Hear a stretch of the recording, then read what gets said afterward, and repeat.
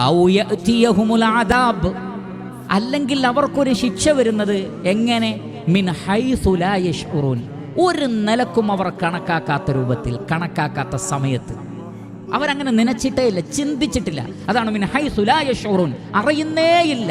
വന്ന് ഭവിക്കുമ്പോൾ മാത്രമാണ് അറിയുന്നത്. ലാ യസ്തതിഊന തൗസിയ, ഒരു വസിയത്ത് നൽകാനുള്ള ടൈം പോലുമില്ല, ഗ്യാപ്പ് പോലുമില്ല. അല്ലെങ്കിൽ ഔ യഖുദഹും ഫീ തഖല്ലുബിഹിം ഫമാ ഹും ബിമുഅ്ജിസീൻ, അവരുടെ തഖല്ലുബിന്റെ സമയത്ത് അല്ലാഹു അവരെ പിടിക്കും. എന്താണ് ഈ തഖല്ലുബ് എന്ന് പറഞ്ഞാൽ? ഉലമാക്കൾ പറഞ്ഞു, ഇരുന്ന് സംസാരിച്ചുകൊണ്ടിരിക്കുമ്പോൾ അത് തഖല്ലുബാണ്. ഭക്ഷണം കഴിച്ചുകൊണ്ടിരിക്കുകയാണ്, തഖല്ലുബാണ്. പ്രസംഗിച്ചു കൊണ്ടിരിക്കുകയാണ്, തഖല്ലുബാണ്. യാത്ര ചെയ്തുകൊണ്ടിരിക്കുകയാണ്, തഖല്ലുബാണ്. പഠിച്ചുകൊണ്ടിരിക്കുകയാണ്, തഖല്ലുബാണ്. ബിസിനസ്, കച്ചവടം ചെയ്യാൻ വേണ്ടി വീട്ടിൽ നിന്ന് ഇറങ്ങിയതാണ്, തഖല്ലുബാണ്.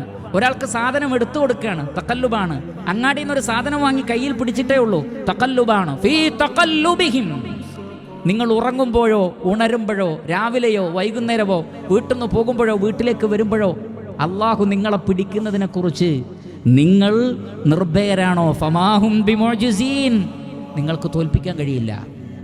അള്ളാഹിനെ തോൽപ്പിക്കാൻ കഴിയില്ല, മരണത്തെ തോൽപ്പിക്കാൻ കഴിയില്ല.